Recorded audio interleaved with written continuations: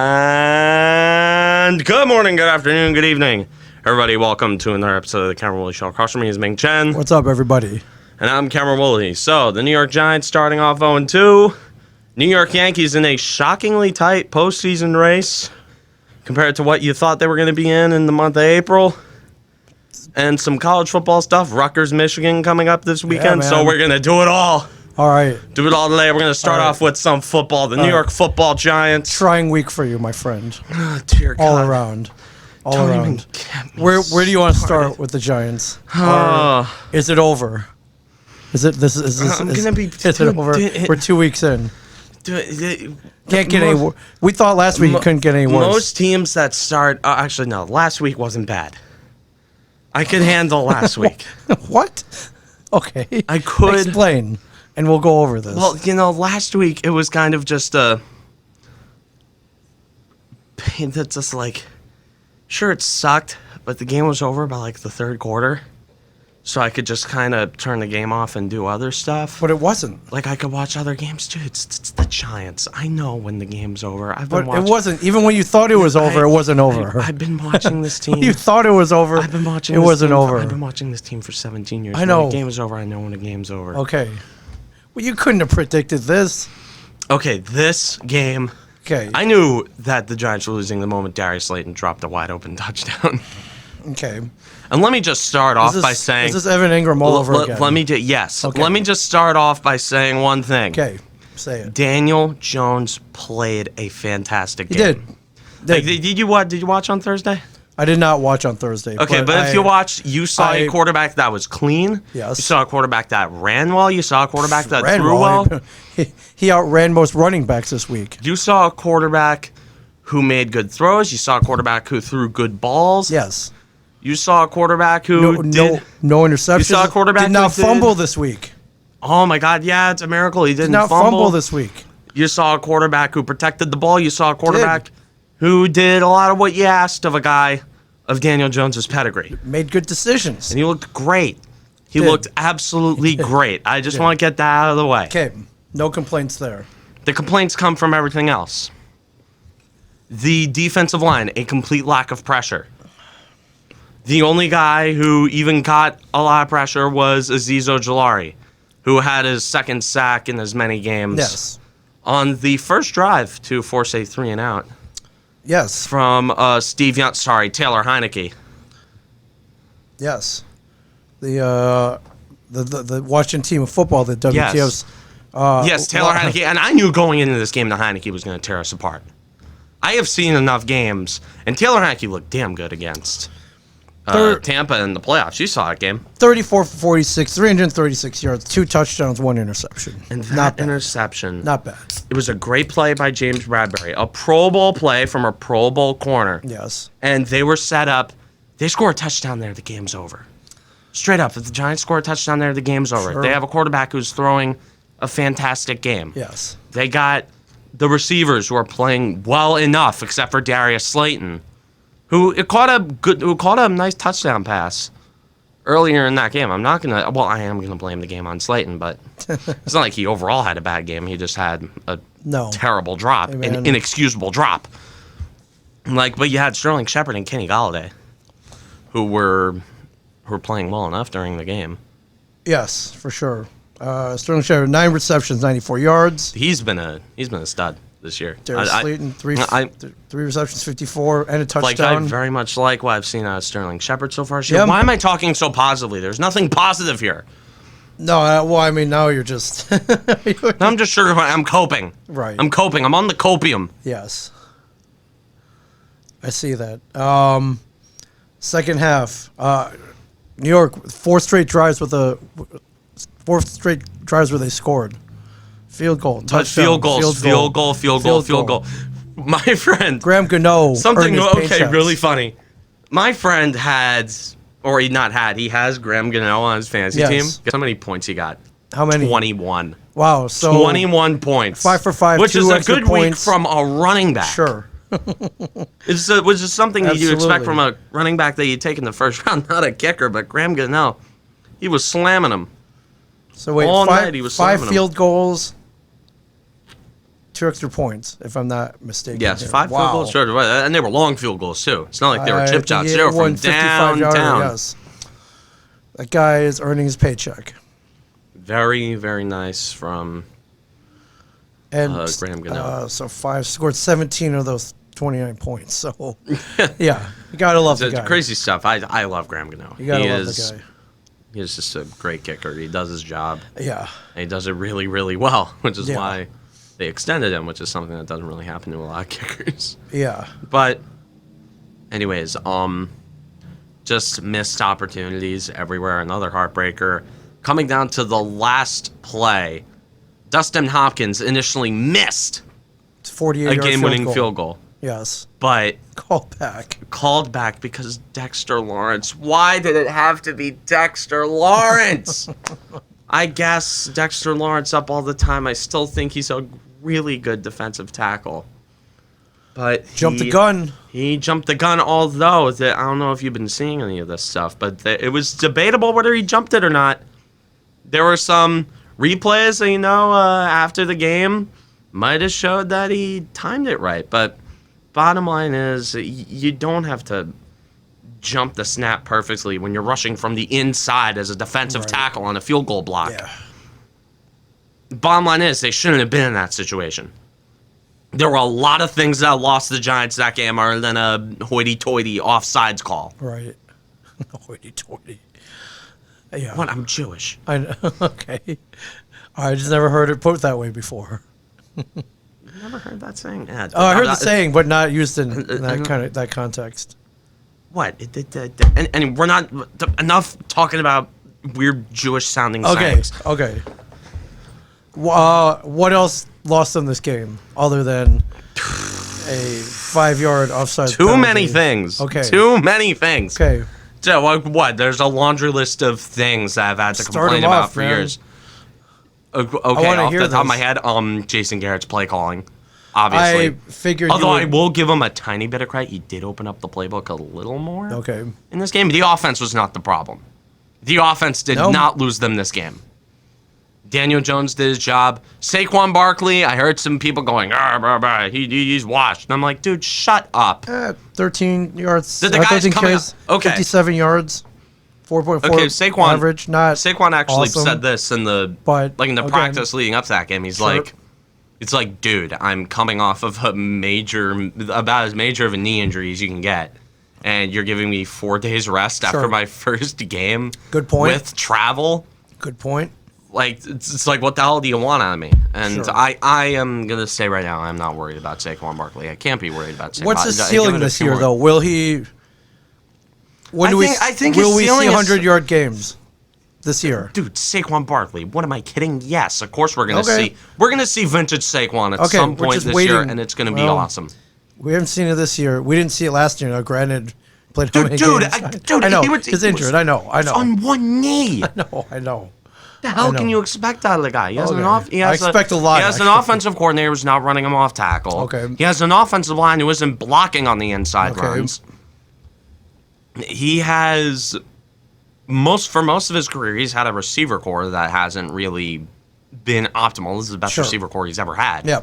So they're gonna throw more. Yeah, they gotta throw him the ball. Dude, throw him the ball. Yeah. Dude, I need PPR points from the guy. Dude, come on! I drafted him first round in fantasy. Right. I have no choice but to stick with the guy. I know you did.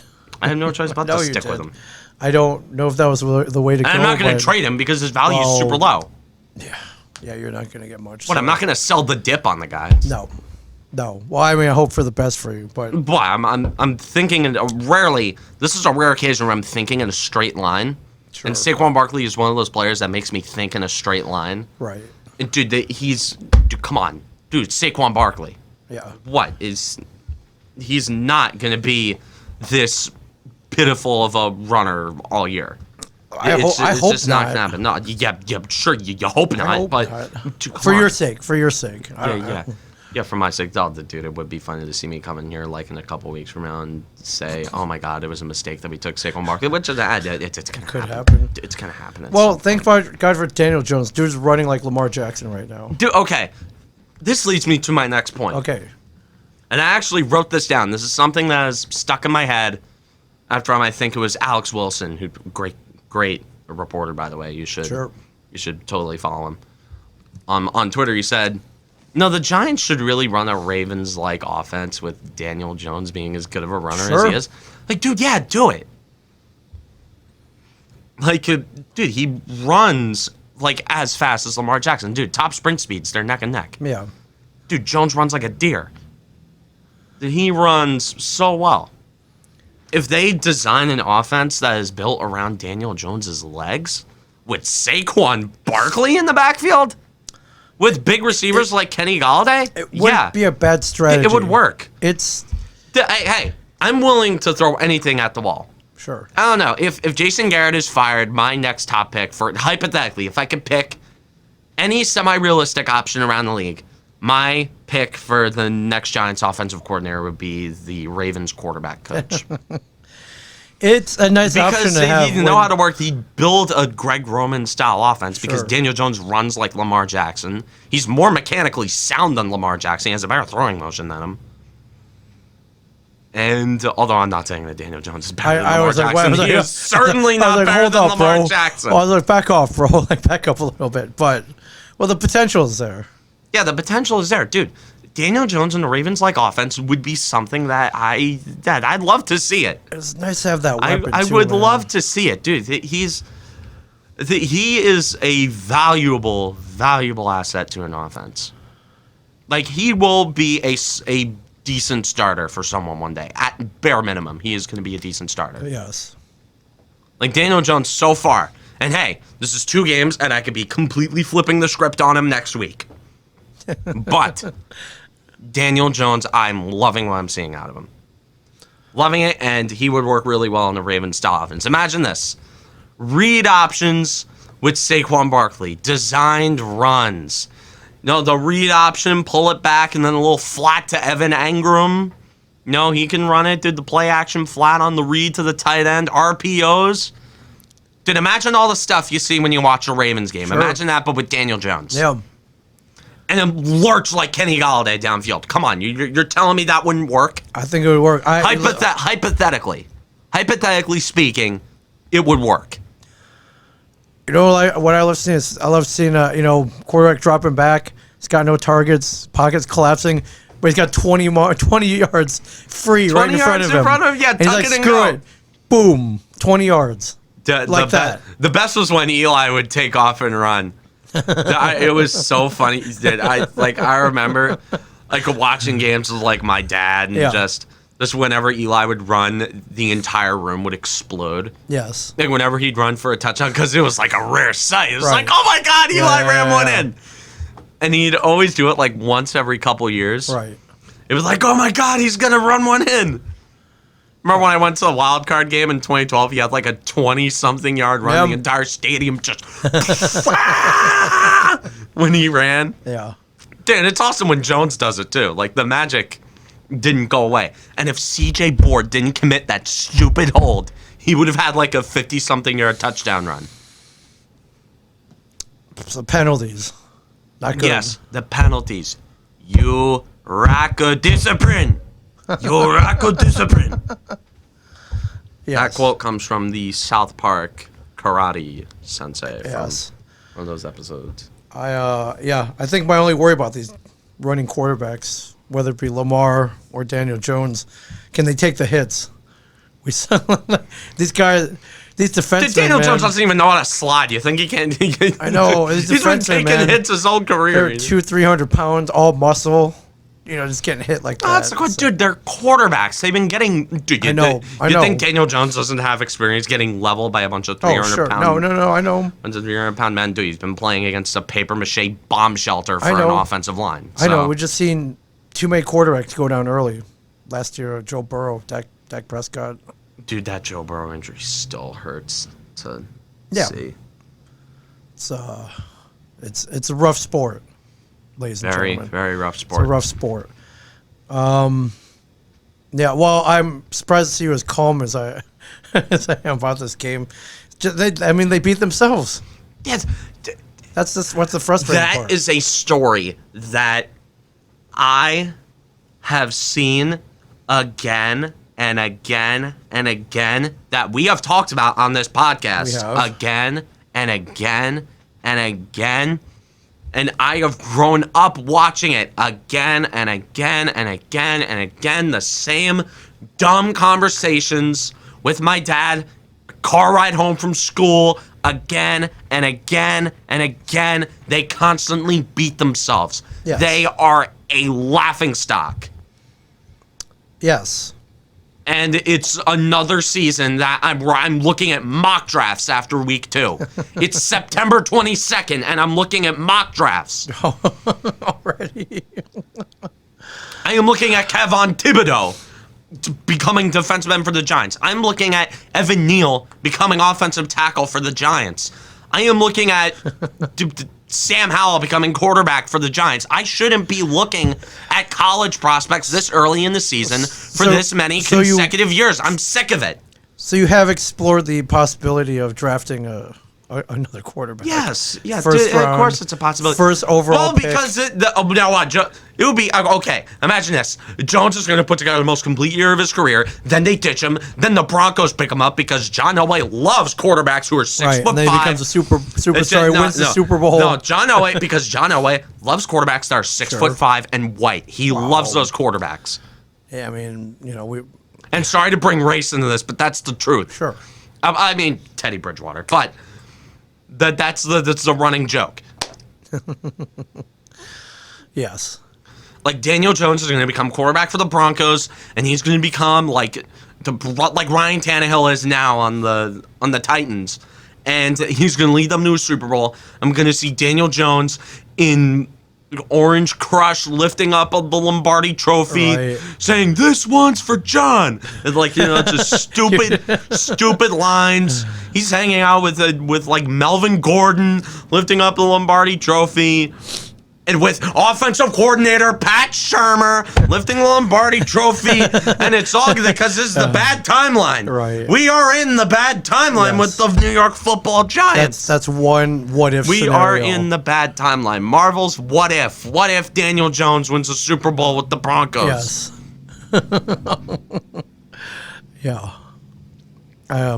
Which that scenario is about as obscure as that whole series is. Sure. It could happen, though. It's a fun watch, though. It is. I love it. Marvel's like, what if it's great? It's funny. What if it's awesome? It's a fun little what if series. It's They awesome? call the actors. They call the original actors to voice the characters. It's great. It's great. I think there are only 2 people who didn't come back. I don't think Chris Evans played Steve Rodgers. Yeah, I didn't hear Chris Evans. I don't think Robert Downey Jr. Is Robert Downey Jr. Tony Stark? I don't think he. I do not believe he voiced Tony Stark. I'll have to rewind though. I do not believe he did, but hey, I guess those guys are too busy. Yeah, but like every single time, like Black Panther is in something of like it because it's Chadwick Boseman. Yeah. I'm just like, good. Yep. Yeah, that's like the last thing he did. But anyways, back to football. Okay. What? Well, besides Daniel Jones, see anything else encouraging? Sterling Shepard having another great game because he destroys nickel corners. James Bradbury. Well, actually, James Bradbury had that one pick. He got torched by Terry McLaurin. Otherwise, Azeez Ojulari, again, I called my shot on Ojulari. I said after the draft, this guy's going to be good. Did got a sack. SEC defensive end. Came from a good school. And he has proven himself so far. I'm really liking what I'm seeing out of Azeez Ojulari in limited snaps. Give him starting time. Come on. I want Azeez Ojulari to be starting at edge rusher for the New York Football Giants going forward. I think he's earned it. He should be. I think he's earned it. He's the only guy who's had a sack up till... Well, I don't know about the only guy, but they need to get more pressure. And the way to do that is to give the guys who have been getting the pressures more time on the defensive line. Call more blitzes. Stop the soft zone coverage. Oh, my God. So much soft zone. Like, go back to whatever worked last year. Whatever they did last year worked. On defense, at least. I don't know. Did did Patrick Graham's brain pull like a reverse Grinch and it shrank 3 sizes instead of grew 3 sizes? I don't get it. Yeah. Like, I don't get it with him. Yeah. But anyways, that will be all for the Giants because we've got other things to cover. Most notably, the other football team in New York. I want to talk about this so just for a second. I just want to talk about this for a second. Just when you thought you had it bad. I'm not even gonna try and talk about my misery to Jets fans because the Jets are just the Jets. If we go to week 2 of the NFL season, this is just so sad. The New York Jets got beat handedly by the New England Patriots by a score of 25-6. It was that wasn't the most notable part. That was not the most notable part. The most notable thing was second overall pick, Zach Wilson, throwing 4 interceptions. Yes. 4. Yes, the savior of the franchise. Yes, the new savior of the New York Jets franchise threw 4 interceptions. Now, at one point. Now, sure, the logical move here would be to say, "Oh, it's just a second career game," but then you realize this is the Jets. Like, we knew what he was getting into. Sure. Going on with this team, and everyone's like, "Yeah, a terrible game," and the press, they were asking him questions. They were like, I think one guy asked a question. I think I was listening to the fan on the way from school, like yesterday, and it was like, "Hey Sam, were you seeing ghosts?" or not Sam, Zach. Hey Zach, were you seeing ghosts? Yes. Like, you knew whenever, like when Sam Darnold said he was seeing ghosts, you knew that wasn't gonna go away anytime soon. Every single time a young Jets quarterback has a bad game, somebody's gonna ask that question. And Zach Wilson kind of played it off. He's like, "No, I did not feel like I was seeing ghosts." Right. But I don't know what the hell he was seeing, though. 19 for 33, Lord. 210 yards, 0 touchdowns, 4 interceptions. Total QB rating of 37.0. Ouch. That is... Now, you would think that was bad, but Aaron Rodgers last week, off his amazing performance last week, 36.3. So, oddly enough, at one point, I think he had thrown 5 passes. 3 of them were to the other team. So yes. He threw more passes to the other team at one point than his own team. Not good. Yeah. Not good at all. Yeah. Several times he almost got picked off for a 5th interception, if you will. Because at one point, I was just watching for him to throw another one. I was watching the game to watch him throw another interception just because I was hoping for it. This poor guy, bad luck of the draw. That is all we are seeing here with Zach Wilson. Just terrible luck of the draw. Well, maybe he's getting it out now because he just can't continue. Dude, come on. Just can't continue. We've said this with Sam Darnold how many times? Well, all right. Is it Zach Wilson or is it the team? Is this team cursed? How about we look at the track record of quarterbacks that have been drafted? Let's. That have been drafted, grown, and killed by this team. Okay, where do you want to begin? Looking at Mark Sanchez. Yo, there's a fly in this room? Dude, where were their chopsticks? Yes, they're fruit flies. There's no chance I'm catching fruit flies with chopsticks. Okay. Man, no catch fly with chopstick. Yes. He accomplished nothing in life. He accomplished nothing in life. Well, I could have told you that before, not catching the fly with chopsticks.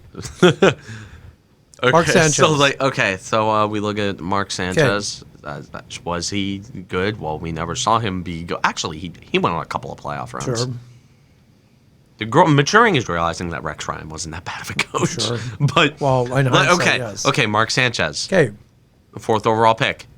Ended up completely busting. Yes. If you want to go further back, Chad Pennington. Yes. Got hurt. Yes. Want to go further back? Well, if you want to go as far back to see the last quarterback that this team drafted and ended up being good, we are looking at Ken O'Brien. Ken O'Brien. Okay. Who is most known for being drafted ahead of Dan Marino.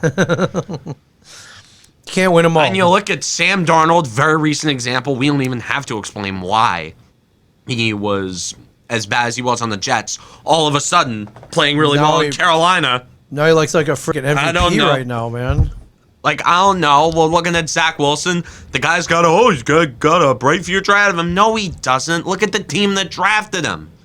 You're looking like, oh, they got help around him. No, dude, we've said this how many times? With the Jets? No. Oh, Joe Douglas, he's smart. I'm like, no. No, he's not. It's green and white, and they play in New York. Dude, no. It's the Jets. Like, literally, when some idiot Jets fan... Dude, Jets fans are the literal definition of insanity. Optimistic Jets fans are the definition of insanity. Right, the blind faith, man. They come back every year, and for some reason, they're super optimistic during the offseason. Sure. And I give it to them. Dude, I don't know how you can say optimistic with this team. Like, what I'm feeling with the Giants is only like a glimmer of what you people have been feeling all these years. And people look at Zach Wilson and think, oh my God, he threw as many interceptions in one game as he threw all last year at BYU. Look at the team that drafted him. He plays for the Jets. Yeah. Riddle me that one, Batman. He plays for the Jets. It's not that hard to, it's not hard to do that math. So, yeah. So, just when you thought maybe your team sucks, unless your team is the Jets. Dude, the Jets, Zach Wilson this is only the start. And is Zach Wilson talented? Yes, of course he's talented. I am not blaming him for anything. Can he rebound from this? Should he have been taken out? Who they have? Who's their backup? Can you tell me? Dude, they're not going to take him out. They shouldn't have taken him out, dude. But Wilson, dude. I mean, is this the worst? Is this the worst we're gonna see? Does he work harder this week? Okay. And he's like, listen. I am not completely dumb. Okay, Zach Wilson. But like, it can't be. So far, it's not like dude, 2 games into a career. I'm not gonna call a guy's career dead. Sure. Like I'm not. No. Like I'm crazy, but I'm not stupid. No, he's not had a great start. We can both agree to that. But he's had a horrible start. Yes. I'm not gonna sugarcoat anything. Does it get worse than this? He's had a horrific start to his career. Yeah. Does it get better from this point? I mean, there's nowhere to go but up. Let's hope so. So 37. I mean, if he ends up on a new team soon enough, if he ends up on a new team soon enough that can save him, right? Then they can rebuild him up. I don't think he's going to survive on the Jets. I don't. It's the Jets again. It's the Jets. Yes. I mean, you're not surprised, right? I'm not. I saw this coming from in April. I saw that coming. This bad? Like, maybe not this bad, but I saw him. Okay. No, maybe not this bad. You can't tell me it was this bad. If you told me, hey, Zach Wilson's going to throw 4 interceptions and no touchdowns in the second game, I would have said, yeah, I can see it, but I didn't see it. I don't want to see it, but then yeah. I mean, just like it's the Jets. That's all I can say. It's the Jets. I don't know what people like. I remember I was thinking, I'm like, dude, Zach Wilson's gonna have to tweet something insane in order to dodge getting picked 2nd overall by the Jets. But no, he didn't tweet. No, he didn't tweet anything. Nope, he took it his place in the draft order like a man. Yeah, he took it like a man. Like, imagine, like, being his agent, just like, yeah, sorry, man. Yeah, man, there's nothing I can do about it. It's like, he picks up the phone, they... Yeah. Listen, and they're, hello? Like, hey, man, yeah, I just got off the phone with Joe Douglas. I'm sorry, man. Yeah. I couldn't talk him off the ledge. I tried telling him that Justin Fields has more overall talent than you, but... No, I'm sorry, man. They just don't like Ohio State quarterbacks. They're afraid that he's gonna end up like Dwayne Haskins. Yeah, I'm sorry, man. Dude, do something. No, sorry, man. I have no control here. Did you give them the money? Yes. Yeah. I tried giving them the money. Yeah. Get into a fight or something. I tried giving them the money. Right. You had that tweet in the drafts? Yes. Did you still have that tweet in the drafts? Yeah. Post it. And tweet it. Post that tweet. The New York Jets are on the clock. Dude, quick. The New York Jets select Zach Wilson, quarterback, BYU. Too late. Damn it. Oh, Too late. Too late, man. I'm sorry. I'll try and stage a contract holdout. 5 months later. Yeah, sorry, man. I couldn't. I couldn't do it. Yep, sorry. They gave me an offer I couldn't refuse. Yep, sorry. Well, at least you look good in green and white. See you later. Oh God. May the force be with you. Click.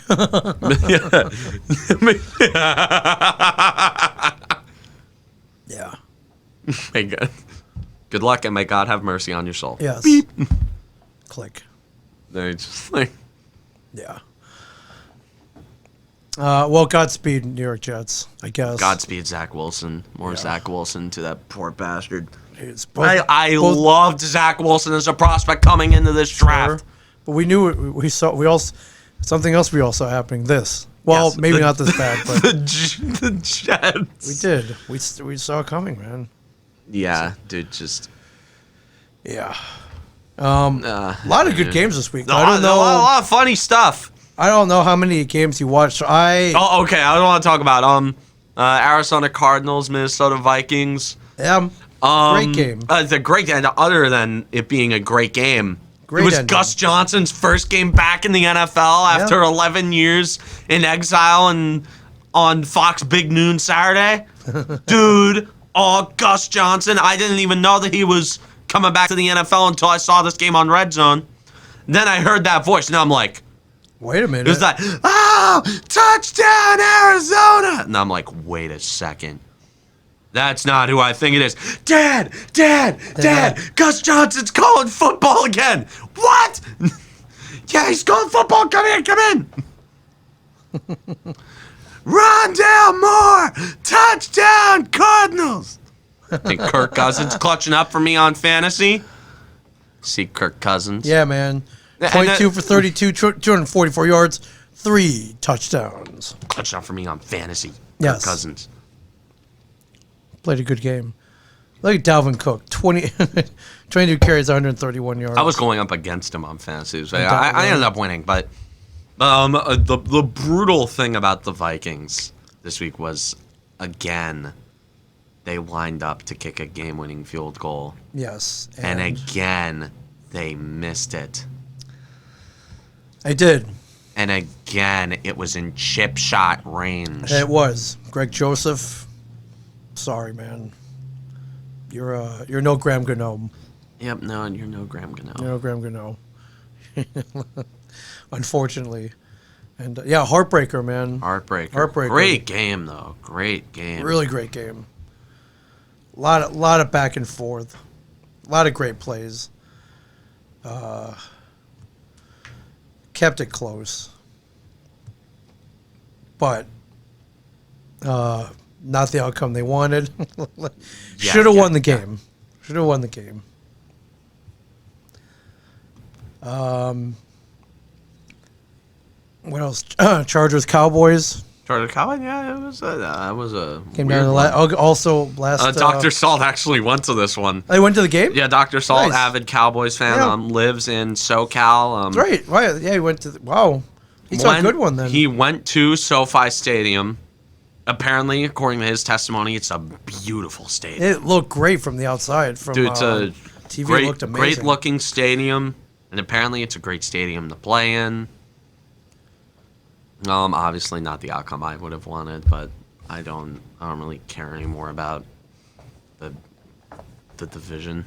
But this one also won and lost on field goals though. Yeah.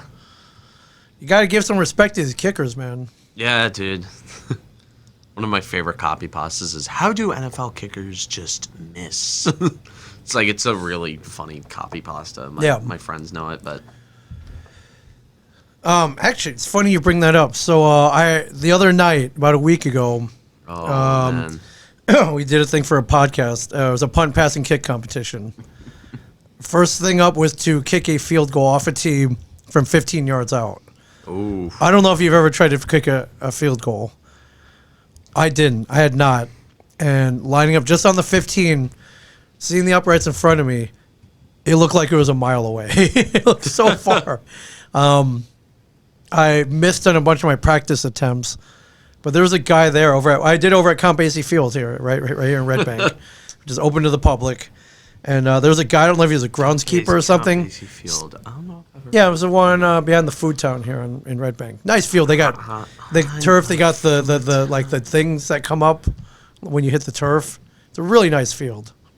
I've never, I don't know, man. I got some coaching, and that coaching worked, as I managed to hit 2 of them from 15 yards out, mind you. Wow. I can't even imagine from 55 yards out how these guys do it. So while I will be yelling at the TV anytime a potential game-winning field goal is missed, I'll have a little more respect for these guys.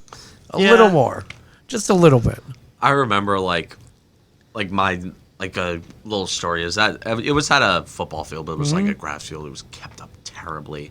I remember I was like 9 years old, or like 10 or something. I was like just screwing around with my dad in one of those fields, and he was a kicker in high school football. He played his senior year. He wasn't like great, but he wasn't terrible. Right. He actually he was in his, like, I think it was like 42 or 43 at the time. He drilled a 47-yarder. Really?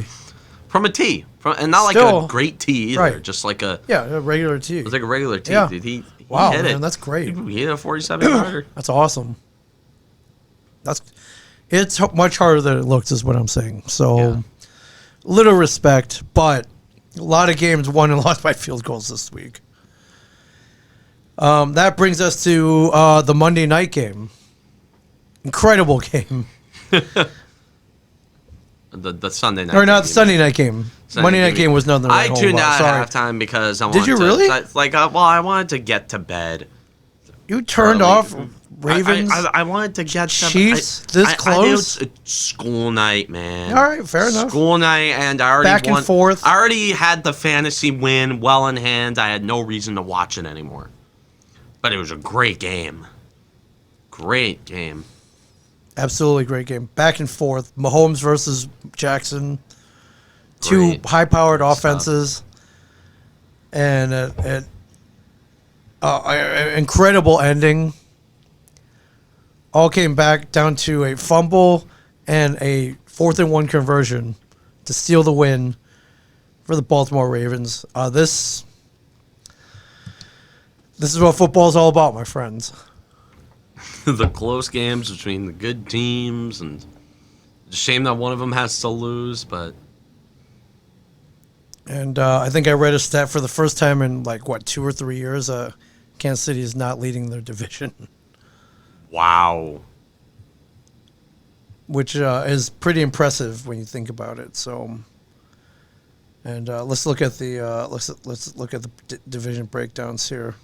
So Buffalo played a great game. Buffalo, a great game. Shut out the Miami Dolphins 35-0, a rout. Yes. The entirety of the AFC North is 1-1. The Houston Texans lead the AFC South at 1-1. The Las Vegas Raiders lead the AFC West. Tennessee's 1-1 as well. They came back on tiebreakers. They came back and played a great game on tiebreakers. So here we go, the AFC West. Yeah, we got the Raiders. The Raiders. And Broncos at 2-0. The Raiders lead the division on some kind of tiebreaker. Yeah. The Chiefs in 3rd place at 1-1. Ooh. Yeah, look out. This whole division. Oh, no. This whole division's pretty good, though. The Chiefs are in so much danger. I know, but look. This whole division's talented. Yeah. It could come. They're not gonna. They may not skate through this. Although they're pretty good. They probably will. I mean, they're pretty good game. The Chiefs. Now let's go to the NFC though. This is where it gets NFC East. Every team at 1-1 except for the New York Football Giants at 0-2. The Green Bay Packers sit atop the NFC North at 1-1. The NFC South, the Tampa Bay Buccaneers sit up there at 2-0, with the Carolina Panthers also at 2-0. Yes, behind the arm of Sam Darnold, correct? And the legs of Christian, mostly the legs of Christian McCaffrey. But but come on, I'll give him some due. Sam Darnold's looked really good. What did he throw 3 touchdowns last week? Come on, like 3, right? Played some good games. Yeah. Give him. He's getting the job done. He's winning. He certainly doesn't look like he's playing on the Jets. Yeah, cast off, forgotten, like a piece of piece of trash. Cast away. It's good. I like seeing these redemption stories. They cast away, and it fits perfectly that the Jets' new quarterback is named Wilson. Wilson. And the NFC West very strong. San Francisco Rams and Arizona. 3 teams at 2-0. My God, that division is a bloodbath. Every team in that division is good. Yes. Also, Green Bay, Aaron Rodgers looking like his old self. So, so this week I tuned into Monday Night Football. I was looking at, I tweeted this out, and I'm like, is Aaron Rodgers rocking a mullet? Yeah, he decided not to play like a bratty teenager this week. Look what happens. That's what happens when you piss off Aaron Rodgers. Yes. Don't piss him off. You wouldn't like him when he's angry. Although you will. He's the NFL version of the Hulk. Pretty much. If you piss him off, he will torch your defense. Yeah. That being said, I don't know if you watched that game. Jared Goff, not looking bad. Not looking bad. Jared Goff. Now, unfortunately, he plays for another cursed team. He plays for the Lions. Yes. Who are preparing to cast him off for their own little pet project of a quarterback who's going to be taken and then wasted by them. Right. I thought he played great. Fortunately, Aaron Rodgers, who decided to wake up this week and ate his mingies this week. Pissed off Aaron Rodgers, who eats his mingies during the week. Yeah, you don't want to recipe. It's a recipe for a creative player in Madden right there. Yes. That is. And they end up beating the Lions, was it 35-17, I believe? 35-17. Let's check out some stats here. A little beat 'em up right there. Jared Goff, 26 for 36, 246 yards, 2 touchdowns, 1 interception. Aaron Rodgers, 22 for 27, 255 yards, 4 touchdowns, no picks. Yep, that's Aaron Rodgers. That's what you expect to see. And Aaron Jones with 3 of those touchdown receptions. Yikes. Okay, I gotta look up how many fantasy points this guy had. Aaron Jones? Yeah, I gotta see this. So, and after this, we'll move on to baseball, because that is another thing that's been happening. It's a very big deal. Extremely big deal. Okay, so let's see how many points Aaron Jones had. Who on my... And, I'm going to have to send this to you. So while I was in Utah last week, I had a free Sunday. Ended up going to a sports bar with 100 TVs. Wow. Watched football pretty much almost all day with a bunch of football-loving friends. I had mentioned that, of course, they all had multiple fantasy teams. I mentioned no one had invited me to Aaron draft. Jones had 41.5. Yeah, that's insane. Fantasy points. Mentioned I didn't have a team, and they're like, "Oh, we have a team here that one of our friends drafted. He's not even playing it. Would you like it?" So I inherited a fantasy football team for a day. No, for the rest of the season. What? They gave it to me because the other guy decided he didn't want to play anymore. Helmed by Aaron Rodgers as my quarterback. So I did pretty good last week. Don't tell me you overdrafted a quarterback. Don't tell me you overdrafted on a position. No. But, yeah, my running backs are Jonathan Taylor and DeAndre Swift. Oh, God. I'm thinking about picking up Devin Singletary this week, and I just not bad. I don't know. I think he's out there. Yeah. I have a good feeling about him. But I'll send you my whole team and let's see what you think. Yeah.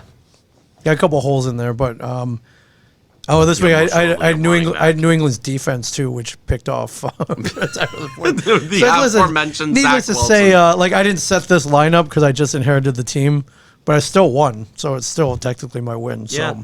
yeah. So we'll see. I like my team. I'll send it. I'll send you the rest of the lineup. Okay, so Anyways. after that, moving on to the New York Yankees. Okay. Well, any words about the Giants Falcons matchup for Week 3? If any statements? I picked the Falcons in my survivor pool. Oh, Dude, picking against the Giants is money in that thing. okay. I mean, they're both 0-2. Well, dude, I pick against the Giants and I've won. Every Okay. time. NFL.com's predicted score: Giants 26, Falcons 23. Yeah, means nothing, but always trust the media when Sure, it comes to sports. sure. Always trust the media for everything. their last meeting, 3 years ago. Yeah, 3 years ago. Yeah, Atlanta won 23-20. So, anyways, on to the great Great sport, sport of of baseball. Oh, baseball. God. Ladies and gentlemen, your New York Yankees in a very tough spot. If we look at the wild card rankings, Yankees are back to the world card, half a game back of the Toronto Blue Jays in the wild card race. two wild card teams which are on fire right Scorching now. hot. The Boston Red On Sox have fire. won 6 straight. Right. At this point, it would be a miracle if the Yankees made the playoffs. It's a miracle that they're hanging in there. Dude, they're barely hanging in there. Oh my God. You gotta be sweating. I am. You gotta be sweating bullets. I am. Well, I mean, I've kind of. It's weird. One bad series, I've it's entered over. a weird phase of apathy with them, though. It's even though it's the most intense playoff race the Yankees have been in like my entire life. There are only 10 games left, too, mind you. Yeah, no, they're only 10. And if you look tonight, they have the Texas Rangers. They do, but they finish off 3 against the Red Sox, At Fenway. 3 against the Blue Jays, In Toronto. and then 3 against Tampa Bay, correct? Yes.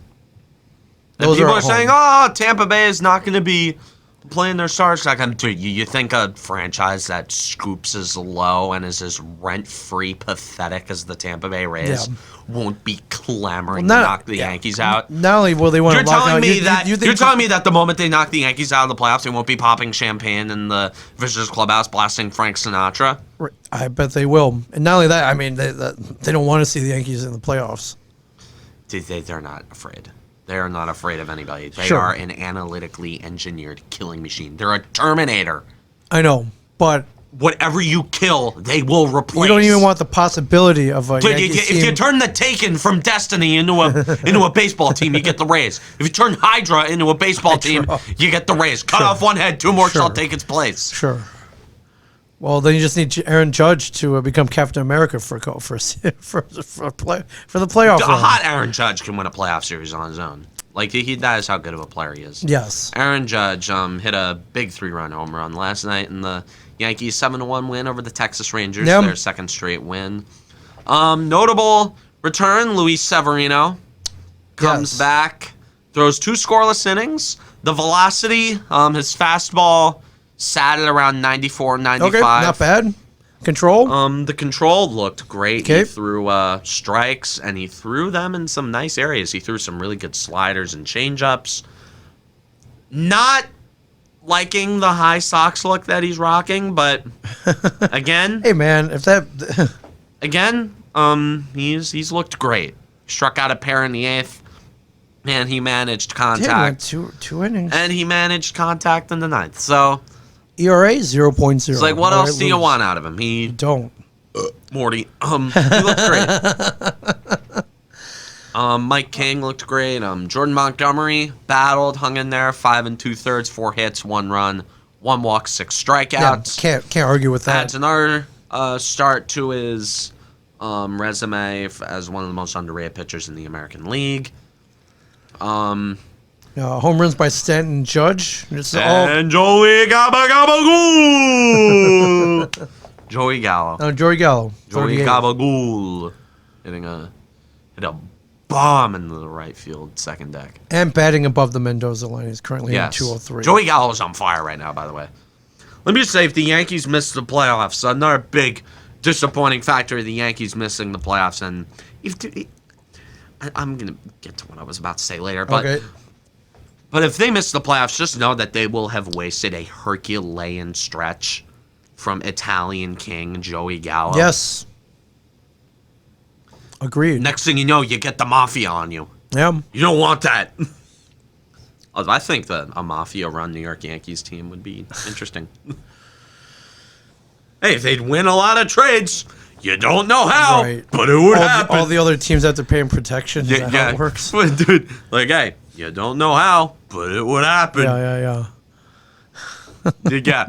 This just in. Waste Management has bought the New York Yankees. Doesn't Waste Management sponsor them? Aren't they one of the sponsors? Wait a sec. Hold on. Sure this is a rabbit hole that we are going to touch at some point in the offseason. Okay. Is something that I'll put in the drafts. But if the New York Yankees are sponsored by Waste Management,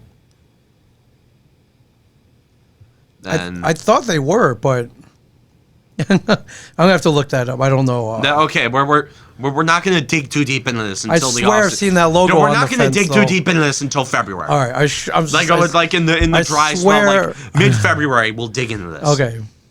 Because that is when we have nothing to talk about other than the Devils going on some mediocre week, and we're sitting here bored out of our minds. It's like the post-Super Bowl pre-spring training. Jeez, how much are you swaying these next two series though? Dude, this is it. This is it. Like, this is like put up or shut up, guys. Like, what the hell are you? Because whatever you are will be determined in these next two series against the Boston Red Sox and the Toronto Blue Jays. Well, first of all, tonight Corey Kluber's got to do his job, and the offense has to do their job against the Rangers. Then the off day before they head into Fenway. Okay, win. And then just win. Okay. I don't care how. I don't care how ugly it is. You had plenty of opportunities, especially in the first half, to go in and take care of games that you should have easily won. But again, this is the situation we're in. I can't go back in time. I don't have the Eye of Agamotto around my neck. I can't do this. I cannot turn back time. We are here in the present, in the moment. These next two series could very much define this core of the New York Yankees. Plain and simple. This determines whether Aaron Boone has a job next year or not. This determines whether a lot of players are in the opening day lineup next year or not. This determines the direction of the team. Because there are a lot of guys who are not going to be eligible for arbitration much longer. Yep. And there is going to be a lot of hard decisions to make. These next 2 weeks are going to determine everything. And I know how I said, like a month ago, during their big winning streak, the narrative is going to change every single time I come in here. We're going to be talking about things like, oh my God, they're playing so great, and oh my God, they're so shitty, or oh my God, they're mediocre, or oh my God, they're in a playoff spot, oh my God, they're out of a playoff spot. All of that is done. I can't change the past. What we can do, however, or what you can do, however, is go into these next few games and just scorch earth. You got to go in there. You got to win. You got to win enough to make it into a playoff spot. I don't want to see anybody resting. I want to see LeMahieu, Judge, Stanton, Voit, Urshela, Gallo, just everybody in the lineup every single day. I do not want to hear, oh, it's just a day, from Aaron Boone any longer for the rest of the season. This is why you rest them, so they can play every day in stretches where they need to play. Yes. I do not want to see Giancarlo Stanton DHing and Luke Voit riding the bench ever again. That makes no sense.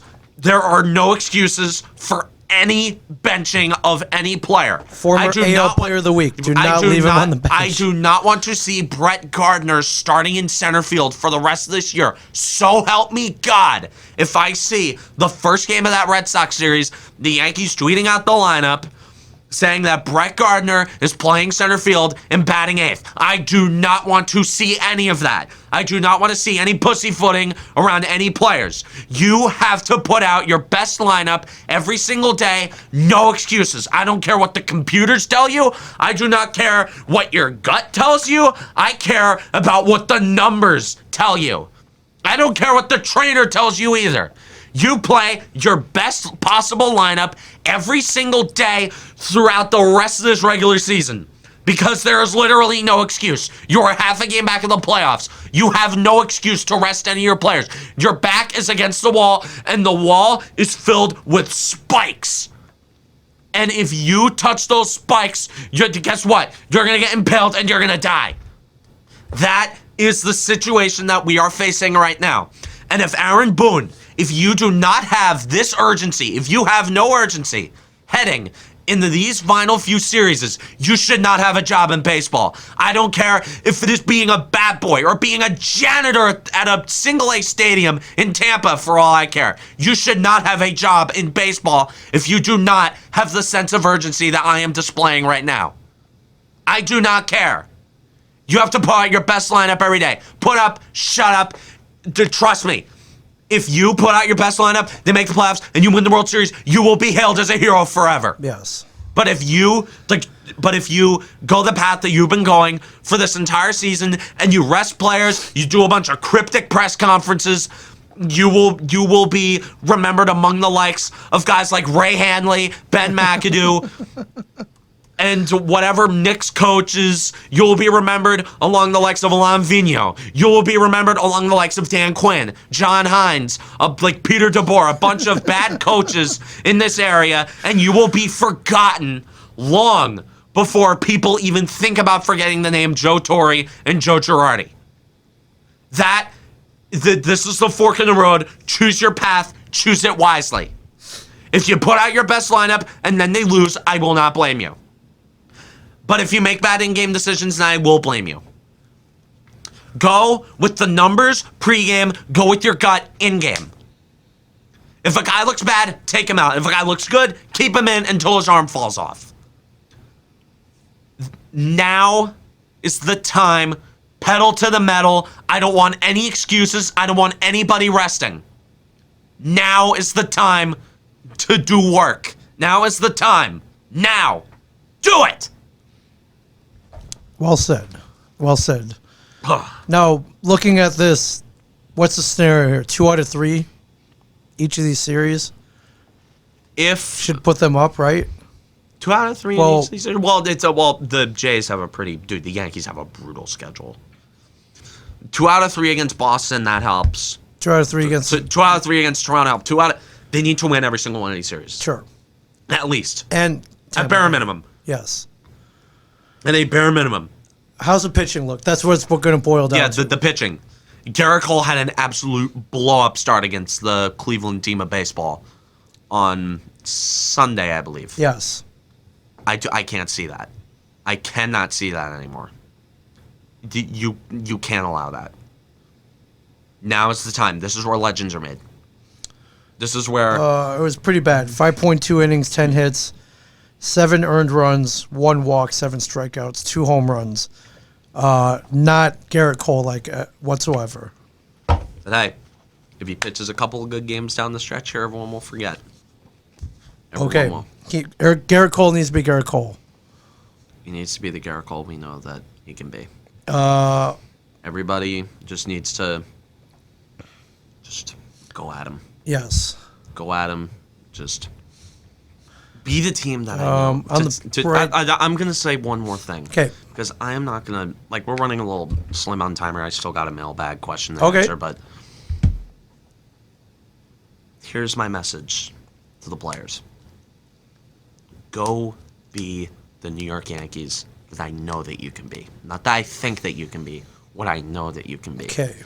I have seen this team scorch some of the best teams in baseball. I have seen this team bend other teams over backwards and beat them over the head with a shovel. Yes.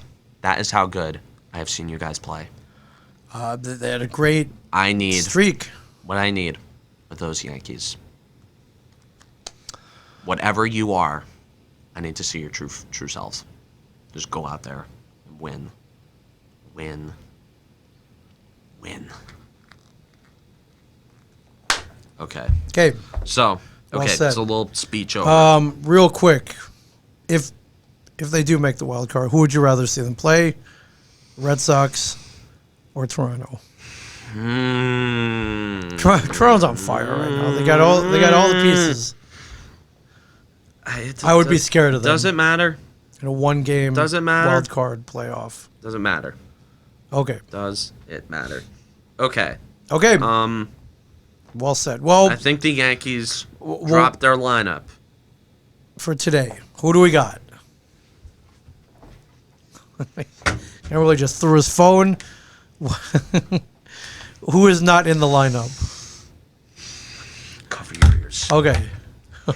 Aaron, what the hell did I just say about resting your players? He didn't listen to you. It's Wednesday. There are 10 games left.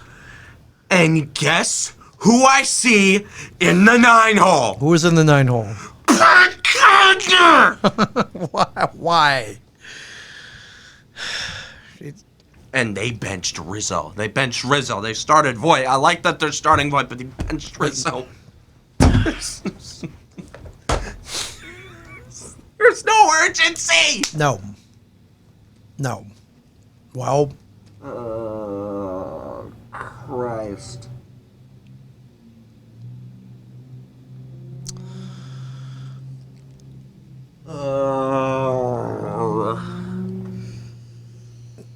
I got nothing.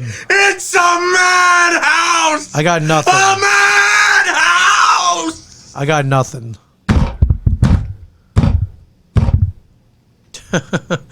Watching your Coke's about to jump off the table, but there you go. Stay hydrated. You need it. Cameron Woolley, everybody. Cameron Woolley. Yeah, I got nothing. They clearly, they did not hear you. They are not listening. And trash cans out there. And while I don't know what they're thinking, let's hope this works out for them. So, yeah. Anyways. I apologize for any future noise complaint you get today. Well, maybe they're used to it. They would understand. God. They'd understand. I don't know why Brett Gardner's in the lineup.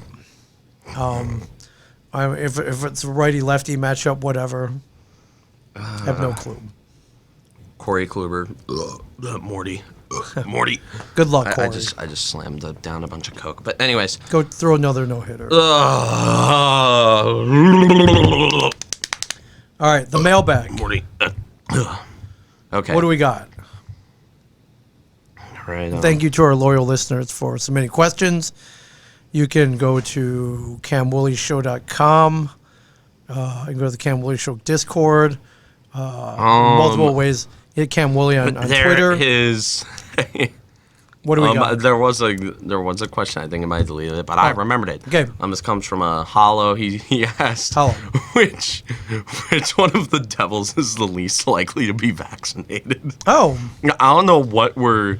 I mean, we don't shy away from topics like that.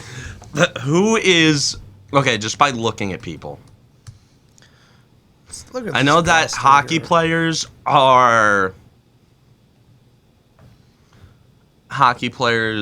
tend to be more mixed in their viewpoints. That's okay. Jack Hughes is vaccinated. Oh, There's yeah, for sure. way that he isn't. For sure. I'm looking at.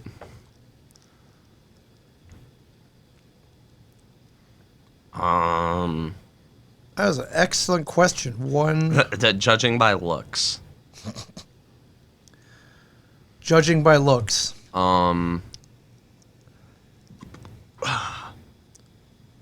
That is a great question. Who do we? I don't know. I might go with Jesper Boquist. He's the first guy on the list. I know, but I don't know why that stands out. He's a Swede. I'm gonna go he's Scandinavian. Okay, I'm going to go with Jesper Boquist. You're going to go with Jesper Boquist? I have nothing to base that on, but I'm going to go. It's a good question, though. I'm going to go with Igor Cherangovich. He seems like that would have been my second. I'm going to go with. He's from Belarus. His family's seen some stuff. Sure. Wasn't Belarus like a? Weren't they part of the Soviet Union? Yeah, I think so. In Russia, the Eastern Europe, in Soviet Russia. Oh no! I don't know. He might have gotten calls from his parents saying, "Government, like the government, something." Yeah, it's a conspiracy. You don't want the chip. He doesn't. He seems like a guy that.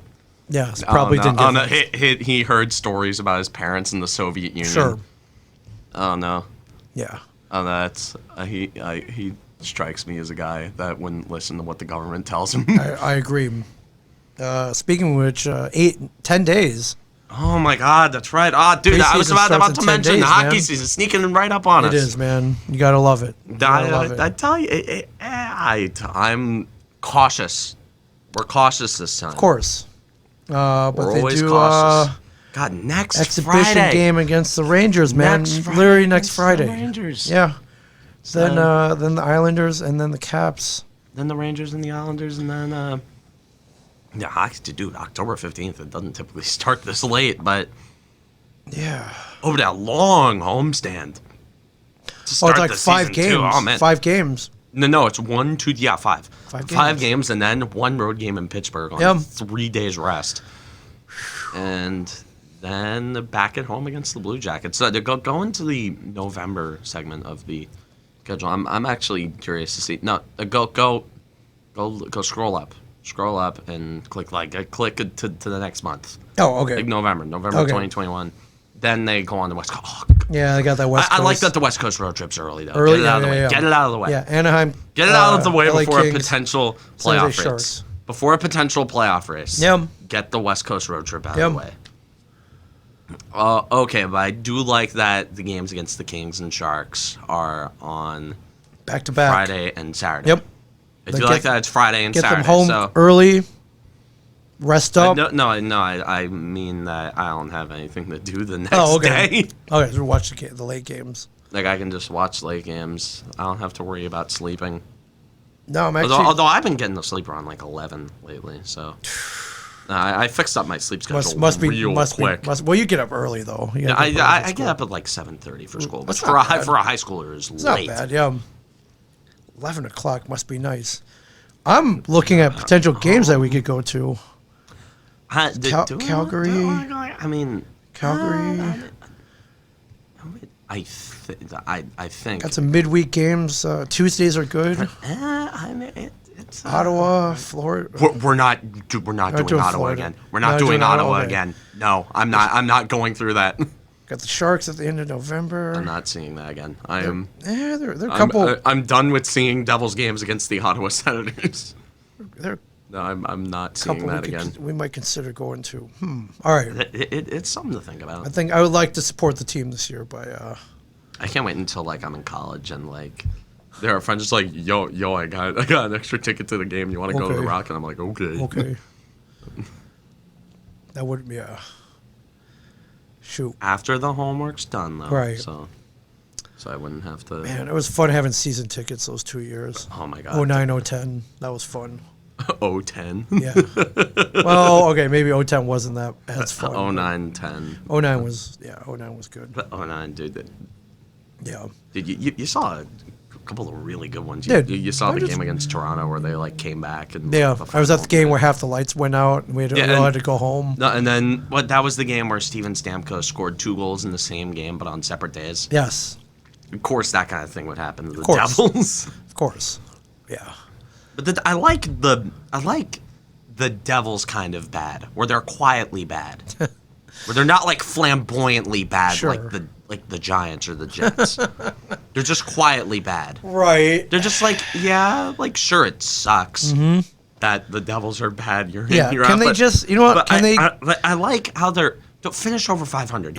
No, I want to watch meaningful hockey past December. Right. How about they get quietly good this year? How about quietly that? good. Just quietly good. And I don't want carried by one player kind of good like they were in 2018. Yeah.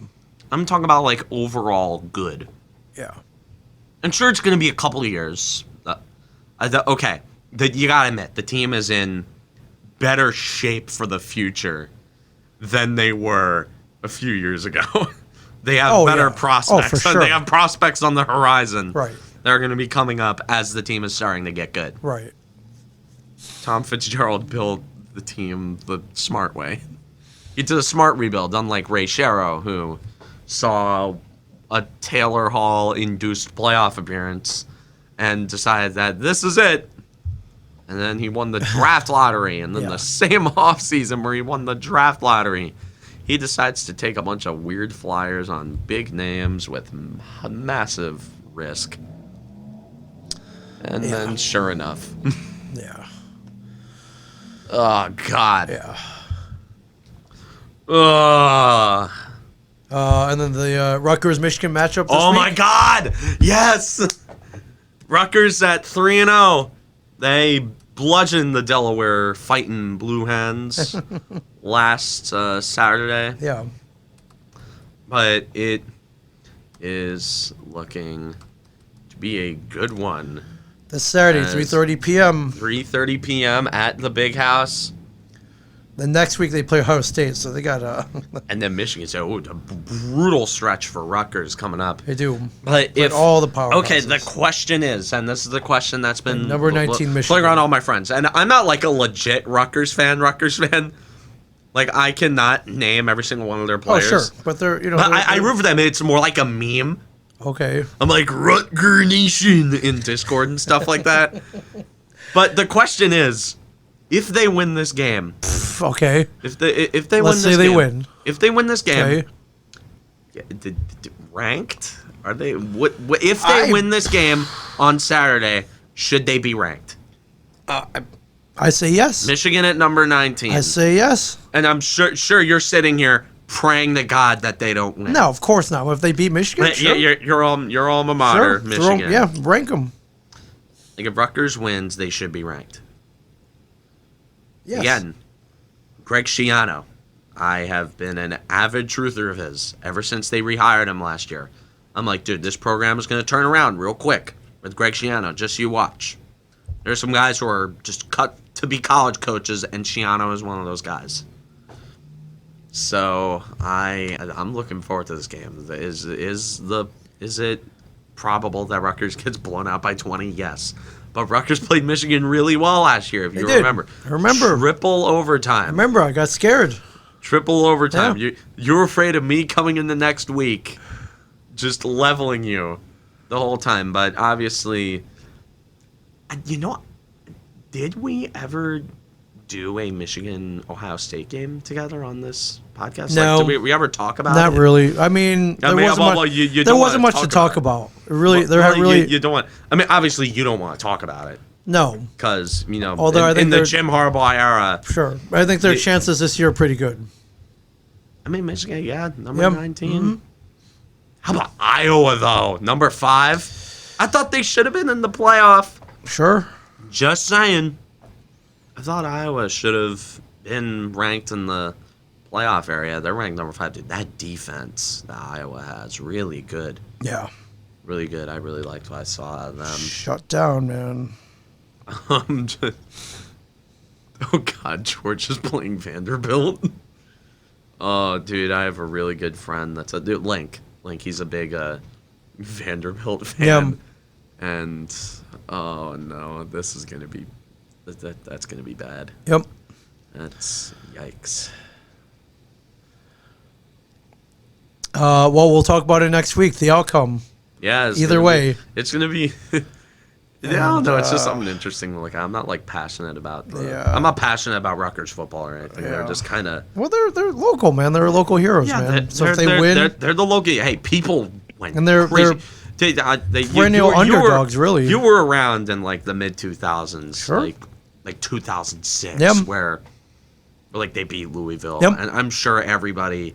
Like I'm sure Red Bank was probably like a sea of red. It was probably a sea of red. Everybody saw a lot more Rutgers gear, yes. like imagine. God, I'm just imagining what the scene must have been like at like Donovan's, like that place down there, right? Where Or like, it's the like big popular bars in like Seabright. Yeah. Or something like that, just decked out for those games. Yeah. Because I never experienced a big college football atmosphere around here. Right. And I've learned to appreciate college football a lot more. Sure, it was nice to see. Because of the people that I talk to now. Yeah. Like, I pay attention to college. Like, it's fun to watch on Saturdays. Kind of something to put on. Oh, yeah. It's something to put on in the background. It's like, early afternoon. But, like, there's always a good college football game that's on. Like, at any given Saturday, it's like, oh, man, this one's going to be good. And the games are a lot more accessible. Yep, game starts early. You're done by 4:30 for the most part. Like, the games are a lot more accessible. And then there's the night games. Then there's the meme games that my friends and I like to watch. Like, my friends and I joke, it's like the day of reckoning. Like, the apocalypse is a Texas-Tennessee national championship. Yeah. So, like, even though I kind of have a soft spot for Texas, but I don't know. My soft spot school has always kind of been Notre Dame. Like, the school that everyone hates, but I kind of like Notre Dame. I think more people love Notre Dame than hate them, for sure. Gold helmets, man. I mean, Notre Dame is a... Now, Rudy, come on. Dude, Notre Dame has a national... fan base, for sure. National fan base. Dude, they have rivalries out in California. Like, Notre Dame, USC. Yeah. Notre Dame, USC is, like, one of the biggest rivalries in college football. Like, they have a bigger reach because it's not location, it's religion. Literally religion. Fair enough. They're the big Catholic school. Yeah. And if you're not... And if people who listen to the show are not familiar with... American population. There are a lot of Catholics over here. Yes, there are. So, yeah. Well, we'll recap next week, ladies and gentlemen. Yeah, recap next week. A pretty clear picture of the everywhere Yankees playoffs hopes. Everywhere on the and hopefully every week. We'll see what's up with the Giants can get their first win this week.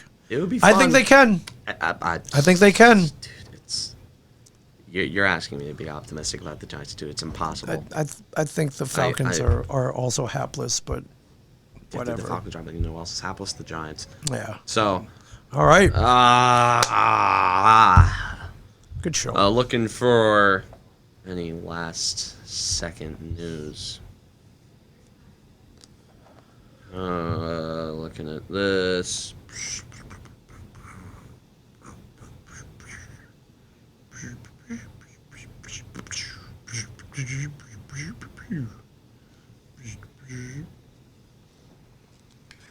Oh, wow. Oh. Wait, Rays Blue Jays is actually going on right now. Oh, is it? Okay. Oh, and? We gotta see.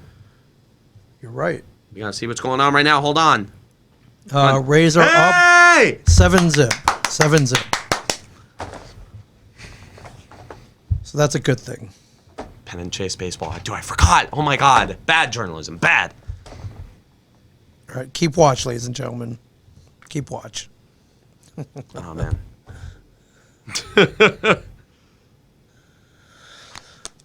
Anyway, that's a good thing. All right, good luck to the Jays this week. Good luck. Good luck to the Rays. Beat up on the Jays. Hey, we both like rooting against the Blue Jays. Yes, we do. We got one thing in common. You have beef with them. I do. I need them to lose. Yes, we do. So mutual. Mutual hate. We have joined arms for an alliance before in baseball at certain points. Actually, not often. This is the first time I'm officially declaring an alliance between the Yankees and New Orleans. But it feels good. Oh God, it feels good. I got nothing to win or lose. So yeah, you're just watching. This gotta be fun. I want the Yankees to make the playoffs. That way, we'll have more to talk about for sure. Instead of coming like I'm sweating bullets for a week straight in a playoff series. Oh my God. I look forward to that for sure. But anyways, from Ming Chen, the Shared Universe Podcast Studio, I'm Cameron Woolley. Go like, subscribe, ring the notification bell. Don't miss a minute of the best podcasting that you can find in Central New Jersey. That's right. Go buy a shirt. And as always, stay classy, New Jersey.